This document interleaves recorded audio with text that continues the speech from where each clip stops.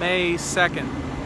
So, and I apologize for the background noise, but I missed Monday, but I just wanted to quickly update my daily-ish video blog where I discuss topics of the day and I don't know really the format of this thing, but let's think.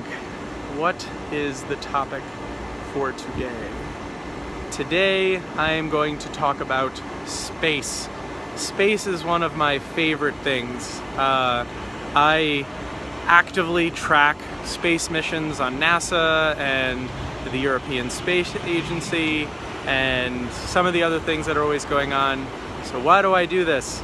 I do it because one, I love it, and second, it's because it's hard. And by hard, I mean space is generally one of those topics that goes over people's heads, pun intended. But no, it's because I think that in this life, there should be things that you are super into that are challenging, that like challenge you intellectually and emotionally to think through things that are tough, like tough concepts, like whether it's art or music or literature or in my case space.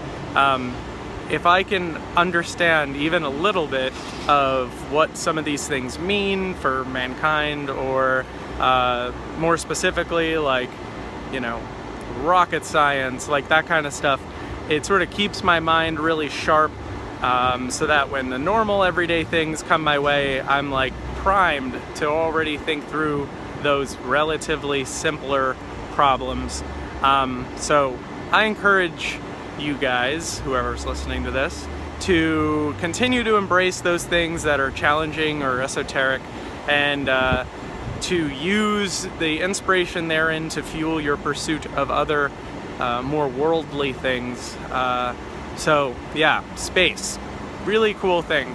Obviously, you know, being into space means, more specifically, I'm into like spacecraft, and astrobiology is like one of my favorite things. And when I was a kid, I first read one of the books, I think I was like 15, The Theory of Everything by Stephen Hawking, trying to unify gravitation and Einstein's equation with,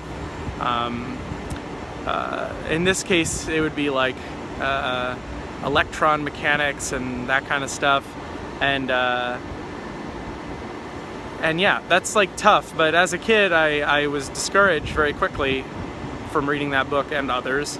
How to Build a Time Machine by Paul Davies, and getting into Dawkins and evolution and that stuff. You know, that's like some of my favorite stuff. And I was a teacher for a few years. I was a science teacher, and now I find myself like, I spoke at NASA to a bunch of aspiring teacher scientists, and I mean it's always a thing that's sort of in the back of my mind as like, hey, this is a really cool thing to follow up on in a meaningful way by engaging, and I have the opportunity to do that, which is awesome. But just personally, like going outside with the Skyview app or something like that and saying, hey, there's Mars, and being in groups of people and saying, hey, you know, those stars are X number of million, billion light years away, and that's what this means, and getting into stuff like time dilation and things that move faster than anything on Earth and are bigger than anything on Earth. It sort of grounds me in an interesting way that when new challenges come my way, whether it's like work related or personally, I'm like, oh, you know, I'm thinking through fluid dynamics, so, you know, this isn't that bad. So anyways, I think it's important to not solve, but like think about tough problems and then use that sort of as intellectual fuel for some of the more mundane everyday things. So that's my update for May 2nd, is think through tough challenges and then use that momentum to fuel your everyday challenges. So anyways, thanks for listening. Bye.